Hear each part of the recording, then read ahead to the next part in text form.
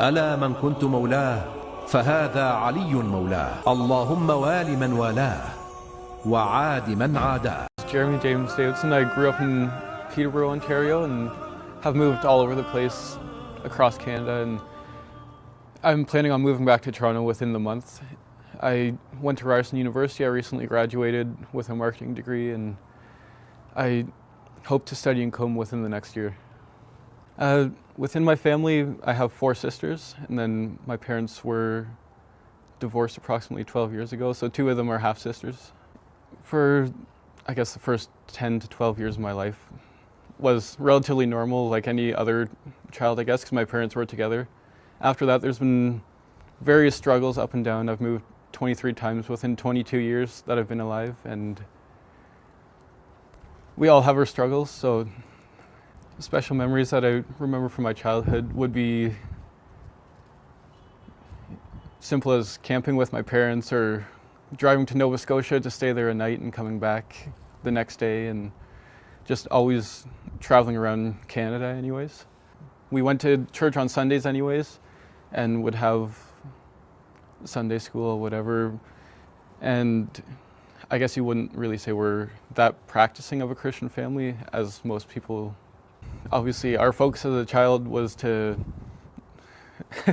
we were so happy about Christmas and Easter and Valentine's Day, anything like that, we'd always celebrate, and even till recently, like, my family still wants me to come out and join them during those occasions too, even though I don't celebrate. I'd still go just for the family. I did believe in what I followed until the end of grade 12 pretty much, which was early 2010. I started having doubts about why Christians would say you only have to have faith and deeds don't really matter. So I was looking at the aspect of Judaism to see, like, these laws are here for a reason. You can't just abolish them suddenly. As a child, I didn't really read the Bible. I'd go and I'd see other kids that'd be memorizing Bible quotes or whatever, but I didn't have too much of an interest until, I'd say, the last year of high school, when I started to look into things more, and then that's when I found out that it wasn't exactly what I thought it was, and it just didn't seem to have any logical connection there.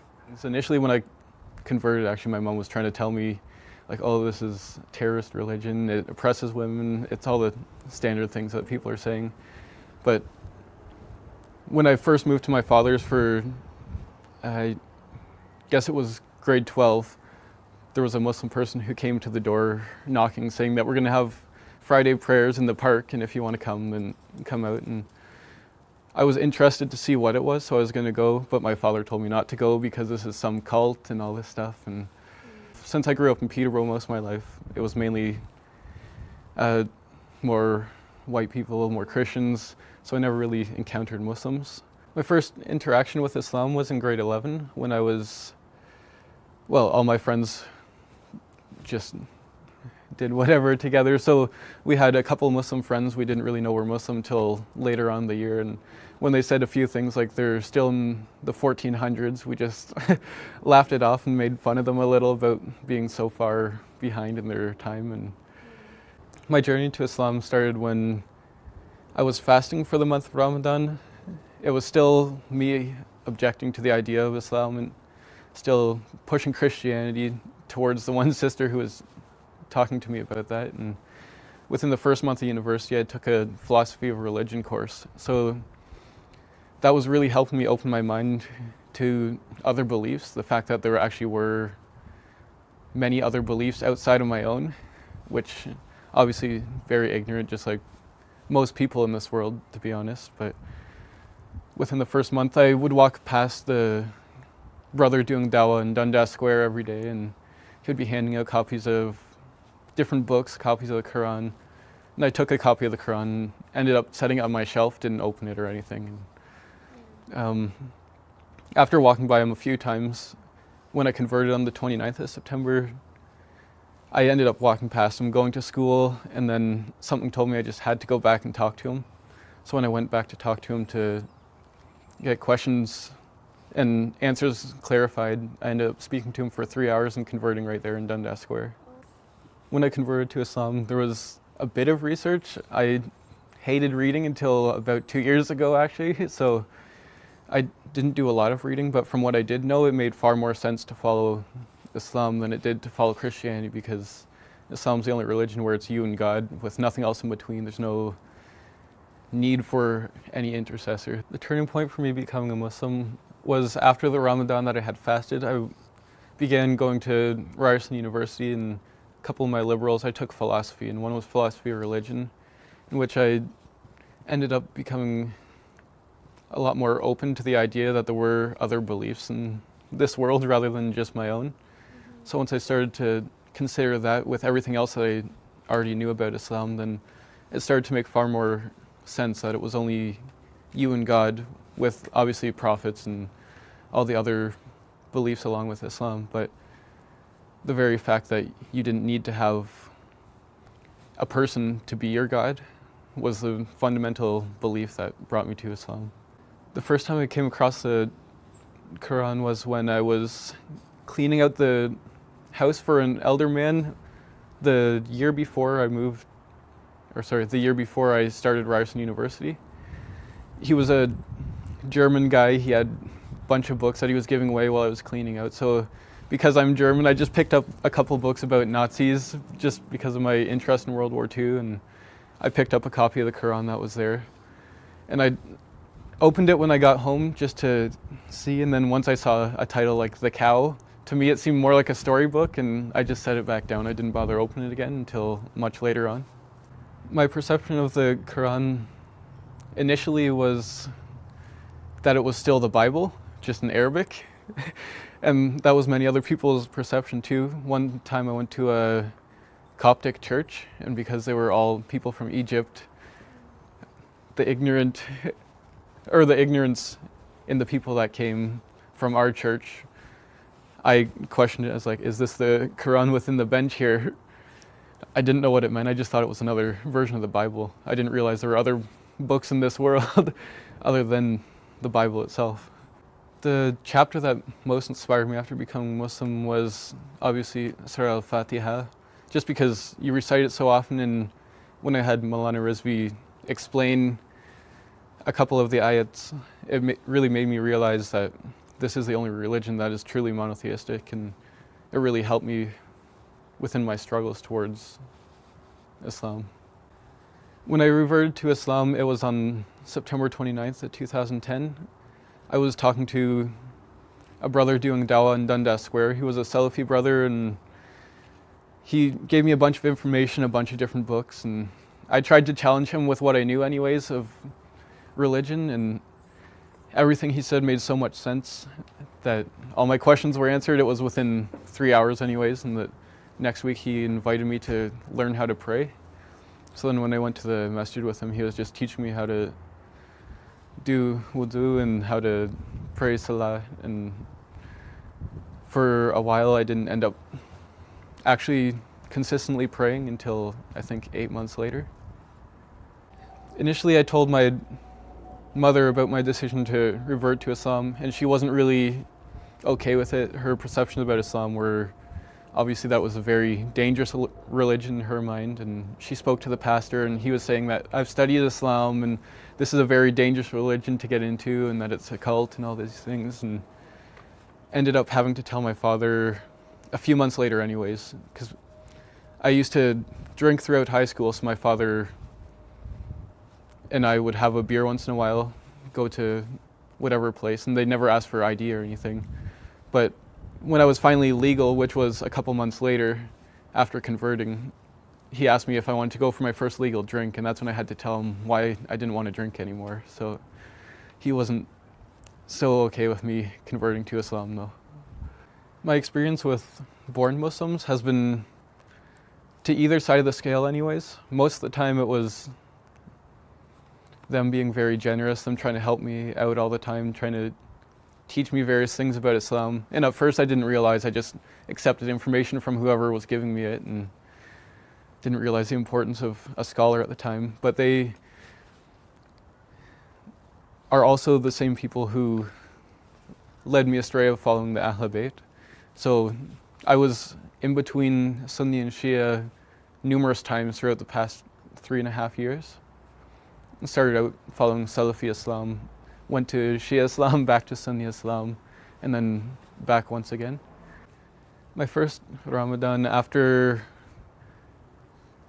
I had converted anyways, it was a much greater experience than the first one because I was going to the masjid every night. I had a family that was taking me from Newmarket to Jaffrey and Richmond Hill. And just the fact that I could have halal meat every night and hear the Quran being recited by all these different people at the same time, it was just absolutely beautiful, with lectures every night too. And that was the one time I really started to learn a lot more about Islam. The reason I chose to follow the path of the Ahlul Bayt was due to various things. As I said, I started following Salafi Islam, not knowing there were different sects. And then after a while I was introduced to Shia Islam, so they told me to just come to the mosque and see what it was like. And I came out for a while. I didn't really know the different beliefs. I was just told it's political, you don't really need to worry about the issues right now. So I began to go to a couple lectures from Asad Jaffrey, and he had a few lectures on Friday nights, and I learned a bit there. And then for a while I ended up going to the Sunni masjid that was near my school. And because all my friends were Sunni at the time, they always invited me to a different mosque and go to Jummah at Ryerson as well. So a lot of Salafi infiltration was in my mind. And once I accepted the Ahlul Bayt, I didn't really know the differences still at the time. And I went back to Sunni Islam once again after the first Muharram, not really understanding. And then after doing a fair bit of reading, I understood what Shia Islam was and why we are to follow the Quran and Ahlul Bayt, how it's in Sahih Muslim, Sahih Bukhari, and just that it's the most obvious in all books of Hadith for the right path. Over the past few years, I've encountered several sects of Islam, obviously Sunni being the most prevalent there, but there's been a few Ismailis which I haven't been really able to have deep conversation with. There's been Ahmadiyyas who invited me out to some of their programs, which I've actually gone to and stuff, but I had to speak up about some of the things they were saying because it was a multi-faith event. And I've spoken with multiple Sufis, I've spoken with all different types of Muslims actually, who always are trying to pull me towards the path that they think is the truth. When I started following the Ahlul Bayt, I was obviously ridiculed many times by people of other sects of Islam, and there was so much ridicule, so many things that they said that I wasn't sure if it was true or not, so I'd have to go and ask the Maulana to see which was true and which was not. And it was almost every time I'd go into a masjid, I'd be asked, like, why are you praying on this stone? Why do you lift your hands up in qunut? Why do you put your arms down beside you? And after learning all the answers to these and that it's actually in Sunni sources as well, it's a lot easier to deal with other people. Islam has changed my life in many different ways. It's gone from me drinking in high school and only focusing on girls at the time to actually caring about what my religion is, what my hereafter is going to be, what God actually is compared to what I knew it to be, which was just someone who would forgive you for your sins, so I didn't bother really try hard in my life. So it's definitely helped me with all my relationships, with my family, with people on a day-to-day basis, with even being able to sit right here, right now, being the shyest kid in all of my classes. I've had to speak so many times to other people that I at least can get out of my shell a little more sometimes. When I converted to Islam, there's been many difficulties, primarily with family issues, but outside of that, it's been ridicule from other sects of Muslims on a constant basis usually. And even if I'm doing dawah at Dundas Square or something, obviously you're going to have people all the time who will come up to you and be like, you're a terrorist, you're this, you're that, and you can't really take it to heart. But there's been many struggles that just come with being a believer. These challenges definitely made me stronger in many ways. It's difficult to constantly remind yourself what you're going through might not be the worst thing right now. And it's easy to get to the level of despair, even though that's considered one of the worst sins to actually commit. And it's so easy to preach, but once you try to actually implement things in your life, it becomes far more difficult. And it's definitely changed me a lot, though, in the past 4 years now. The first 3 years of university were also my first 3 years of being Muslim, and I had a lot of support because there were mosques all over the place. The main issue was in my third year, I lived right downtown Toronto, and I lived beside a Wahhabi masjid, and I'd go there all the time to pray, and never really had issues at first, but then there started being many issues, and they'd start trying to push their beliefs on me and tell me that I shouldn't pray in this mosque, and that one person even told me, I'd rather marry a Jew or a Christian than pray next to you. And like, there's been many different struggles anyways, but it's just something that you have to accept as a follower of the Ahl Bayt. Within the Christian community anyways, the church I grew up in for many years of my life, I know the pastor still, and my family still goes to the church.